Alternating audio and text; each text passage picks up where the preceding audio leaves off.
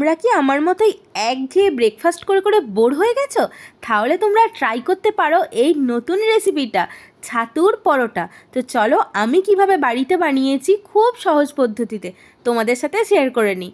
প্রথমেই না আমার কাছে ছিল একটা লঙ্কার আচার, আমি সেটাই নিয়ে নিয়েছি।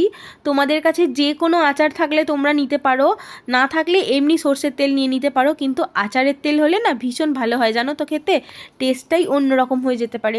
এই তোমরা পাঁচমিশুলি আচার কিছু অথবা আমের আচার যা থাকে সেটাই ইউজ করতে পারো, অথবা কিচ্ছু না থাকলে আম তেলও ব্যবহার করতে পারো, সেটাও যদি না থাকে তাহলে নর্মাল তেল। তো চলো পরের স্টেপে যাই।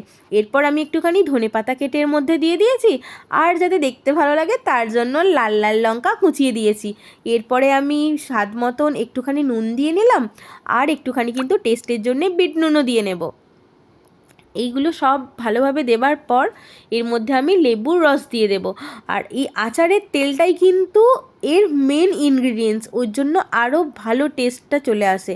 আর লেবুটা দিলে কি হয় বলো তো, একটুখানি টক টক ঝাল ঝাল খেতে লাগে ব্যাপারটা, মিষ্টি তো না, কারণ এর মধ্যে আমি কোনো চিনি ইউজ করব না। যাদের সুগার আছে তারাও কিন্তু স্বাচ্ছন্দ্যে খেতে পারো। আর ছাতুটা একটা ভীষণই হেলদি জিনিস। অনেকের থাকে না যে আলুটাকে অ্যাভয়েড করে, যাদের সুগার থাকে বাড়িতে, যেমন আমার শ্বশুরেরই সুগার আছে, শ্বশুরমশাইয়ের, তো উনি আলুটাকে একটু অ্যাভয়েডই করেন, তো উনিও খেয়েছেন এটা খুব ভালো মনে। তো দেখলেই এরপরে আমি ছাতুটা দিয়ে দিলাম বিট লবণ দেবার পর। তারপরে আমি দিয়ে নিলাম এখানে একটুখানি জোয়ান ক্রাশ করে, জোয়ানটা কিন্তু দেবেই দেবে, এটাতে কিন্তু অনেক ভালো টেস্ট আসে।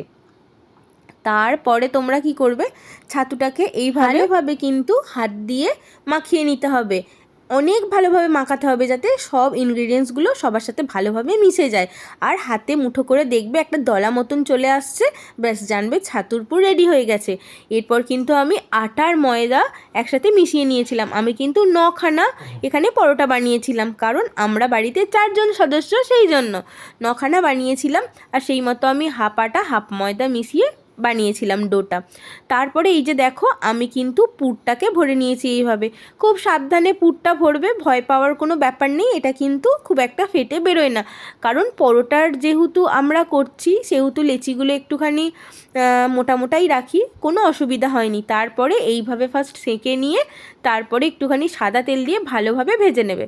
তো এই দেখো আমার ভাজাও হয়ে গেছে এখানে। আর এই ভেতরের পুরটা দেখো, ভর্তি পুর দিয়েছিলাম। আর আমি আচার আর এখানে টমেটো কেচাপের সাথে আর চায়ের সাথে কিন্তু ব্রেকফাস্টে খেয়েছিলাম। খেতে কিন্তু খুব সুন্দর হয়েছিল, তোমরা বাড়িতে একবার বানিয়ে দেখতে পারো, তোমাদের অবশ্যই অবশ্যই ভালো লাগবে। আর আমার রেসিপিটা ভালো লাগলে আমার চ্যানেলটা সাবস্ক্রাইব করে দিও।